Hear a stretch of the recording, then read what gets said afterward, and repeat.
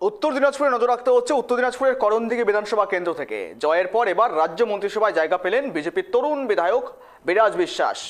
অর্থাৎ এই 294 জন এমএলএর মধ্যে সর্বকনিষ্ঠ এমএলএ বিধায়ক বিরাজ বিশ্বাস। সোমবার লোকভবনে অনুষ্ঠিত মন্ত্রিসভার সম্প্রসারণ অনুষ্ঠানে রাজ্যের কনিষ্ঠতম মন্ত্রীদের অন্যতম হিসেবে শপথ নিলেন তিনি। ছেলের এই সাফল্যে খুশির হাওয়া পরিবারের সহ গোটা করণদিঘি এলাকা জুড়ে। আমাদের টিম, কেটিভি বাংলা টিম পৌঁছে গিয়েছিল তার বাড়িতে। সেখানে গিয়ে মূলত তার বাবা মার রিয়াকশন, ফ্যামিলি থেকে শুরু করে পাড়া প্রতিবেশী সকলেই খুশি, আনন্দিত, উচ্ছ্বসিত। করণদিঘি থেকে ক্ষমতার করিডরে বিরাজ বিশ্বাস।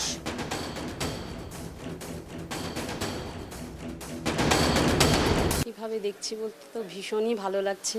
খুশি, মানে খুশি খুশি, ডাবল খুশি হয়ে গেছে।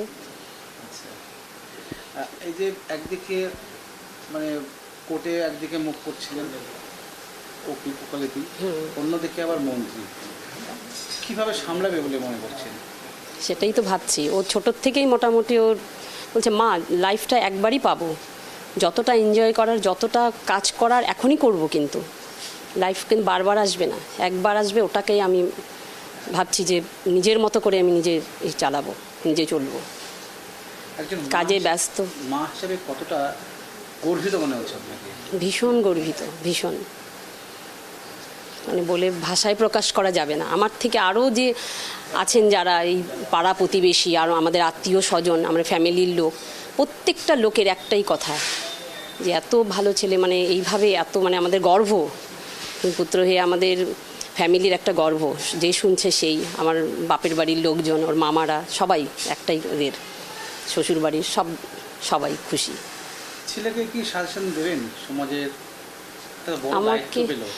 আমাকে কিছু উন্নয়ন, এলাকার উন্নয়ন, দুর্নীতি মুক্ত, যেটা বারংবার বলে এসছে, কিভাবে সাজেস্ট করবেন আপনার ছেলেকে? আমরা সততা নিয়ে কাজ করা, সততা নিয়ে কাজ করা।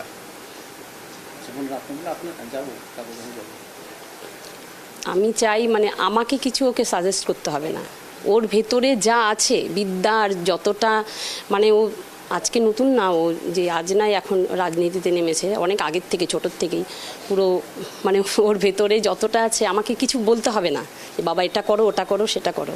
ও নিজের থেকেই, মন থেকেই ও যেভাবে পরিচালনা করবে, এতেই আমি খুব সন্তুষ্ট। আমাকে কিছু বলে ওকে এই করতে হবে না। যখন শপথ নিচ্ছে আপনার ছেলে, সেই মুহূর্তে আপনার কি অনুভূতি ছিল? সেও একটাই অনুভূতি যে ও মিনিস্টার হবে, ওর আশা একটা ছিল যে আমি মিনিস্টার হব।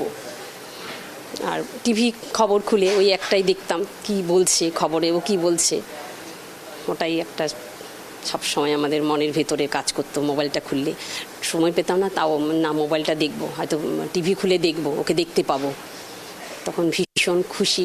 খুশিতে আর কি বলা যাবে। বাবা হিসাবে কতটা গর্বিত? খুবই খুশি, আমি তো ধাপে ধাপে খুশি। প্রথম টিকিট পাওয়ার পর একটা খুশি, ইলেকশনে রেজাল্ট বেরোলো তখন আরেকটা খুশি, মন্ত্রিত্বের পরে আরেকটা খুশি। মানে এই যে যখন মন্ত্রী পেল এবং ডালখোলাবাসী বা উত্তর দিনাজপুরবাসী, করণদিঘির বিধায়ক, সাধারণ মানুষ যা, তারা কি বার্তা দিচ্ছে, বা বাড়ি থেকে লোকজন কতটা ভিড় দেখা যাচ্ছে? সবাই ভালো পাচ্ছি, সাড়া পাচ্ছি। আর আমার দিক থেকে একটাই সাজেশন, সততা নিয়ে কাজ করো। যে একদিকে সবচেয়ে কম বয়সী, একদিকে মন্ত্রী, এবং একটা বার্তা দিয়েছিল দুর্নীতি মুক্ত, মানুষের পাশে থাকবে, এই বার্তাকে ধরে রাখতে পারবে আপনার ছেলে? অবশ্যই, চেষ্টা তো অবশ্যই। আমাদেরও সাজেশন ওটাই, সততা নিয়ে কাজ করো। কেমন লাগছে? ভালো, ধাপে ধাপে, বললাম তো, প্রথম টিকিট প্রথম পেলো তখন একটা আশ্চর্য, রেজাল্ট বেরোলো তখন একটা আশ্চর্য, মন্ত্রিত্ব পেলো তখন আরও আরেকটা, ধাপে ধাপে খুশি খুশি। যখন টিভিতে দেখলেন, বা হয়তো ছেলে ফোন করে বললো যে বাবা আজ মন্ত্রিসভার শপথ নিচ্ছি, না, শপথ নেওয়ার আগেও আমাকে নমস্কার করে বলে গেছে, বাবা আমি যাচ্ছি, আমাকে ডাকছে কলকাতায়, আমি মন্ত্রী হচ্ছি। কি সাজেশন দেবেন ছেলেকে? ওই একটাই বললাম, সততা নিয়ে কাজ করো।